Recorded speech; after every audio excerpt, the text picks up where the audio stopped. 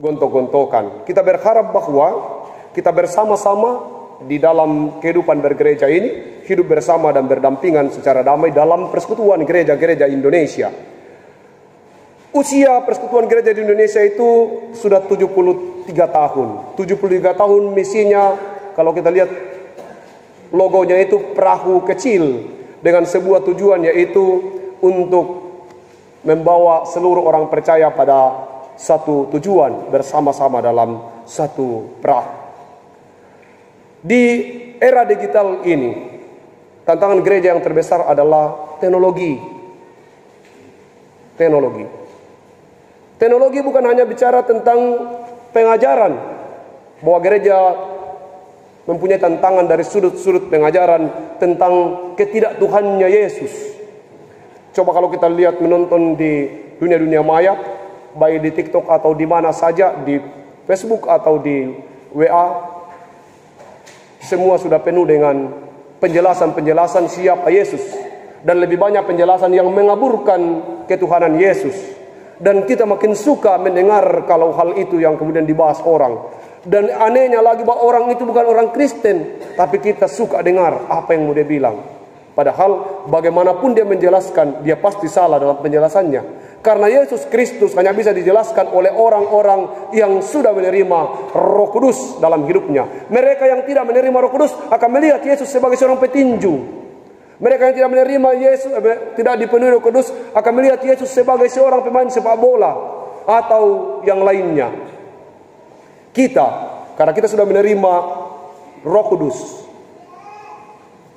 ini juga hari keturunan Roh Kudus, maka kita harus melihat dia sebagai Tuhan dan Juru Selamat.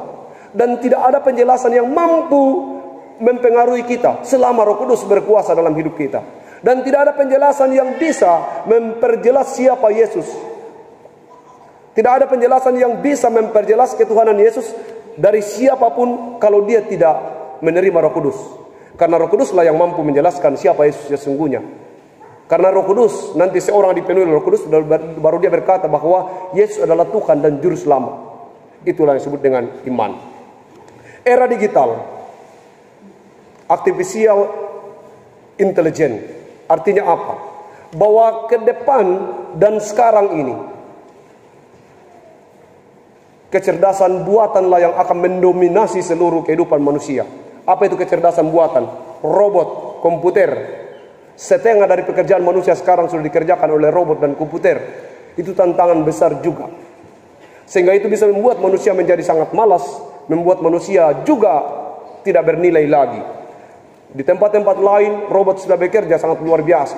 Sehingga di tempat di mana robot bekerja lebih banyak daripada manusia, nilai manusia menjadi sangat rendah. Di tempat di mana mesin-mesin, alat-alat berat, robot-robot bekerja lebih banyak daripada manusia, di tempat itu manusia nilainya lebih rendah. Jemaat yang dikasihi Tuhan, di hari ulang tahun Persekutuan Gereja Indonesia yang ke-75 tahun ini, sebagai tubuh Kristus, gereja diutus untuk menyatakan misi Allah, memulai karya kesaksiannya, karya persekutuan yang penuh dengan kasih, serta karya pelayanan kepada yang membutuhkan dalam doa bagi semua makhluk. Gereja harus bersatu, berkumpul bersama-sama untuk memberitakan keselamatan bagi seluruh dunia. Gereja harus hidup dalam damai, dan misi gereja adalah bersama-sama menceritakan bahwa Tuhan itu adalah baik, dan kebaikan Tuhanlah yang menghidupkan kita dan mempersekutukan gereja-gereja. Yang mempersekutukan gereja-gereja adalah Yesus Kristus bersama dengan 96 sinode yang tergabung dalam gereja, dalam Persekutuan Gereja Indonesia. Dan dengan derap langkah okumene, gereja-gereja di Indonesia, khususnya kita umat Kristen, dipanggil untuk menggerakkan dunia ini menuju kepada perdamaian yang dimulai dari Kristus untuk bersatu di tengah perbedaan.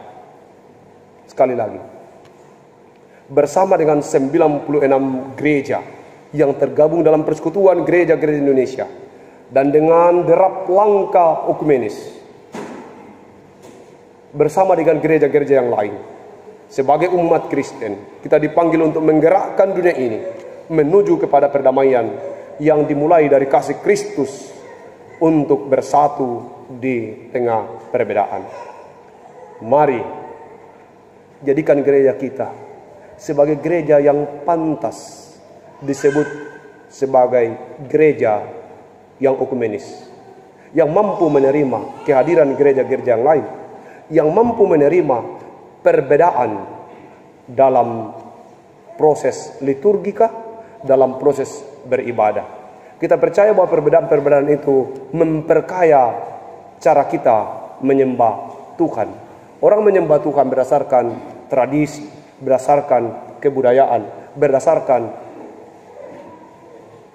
kebiasaan yang mereka pahami. Di tempat-tempat tertentu ada yang sampai berlutut, ada yang menengadah, ada yang berbaring, dan berbagai macam cara orang menikmati hubungannya dengan Tuhan dalam sebuah peribadahan. Mari kita melihat itu sebagai perbedaan yang memperkaya gereja. Selamat merayakan ulang tahun Persekutuan Gereja-Gereja Indonesia yang ke-75 tahun. Roh Kudus kita harapkan dan memampukan kita untuk berkumpul bersama sebagai suatu gereja yang kemudian punya misi bersama, yaitu membawa kedamaian di tengah perbedaan. Tugas kita adalah pelayanan perdamaian. Selamat melayani Tuhan. Amin. Baru saja dimaki-maki seorang di jalan dengan berbagai alasan. Lalu kakek itu hanya diam. Cucunya berkata, "Kek, kenapa tidak dilawan?" Kakek menjawab, "Malas. Melawan orang yang tidak sepadan dengan saya, buang-buang waktu." "Tapi kek," kata cucunya, "kakek kehilangan harga diri." Lalu kakek mengambil uang 100.000 dan berkata, "Lihat uang 100.000 ini. Sekalipun diinjak, penuh dengan lumpur, nilainya tetap 100.000. Demikian juga dengan hidupmu. Seberapa nilaimu ditentukan oleh sikap hidupmu." Amin.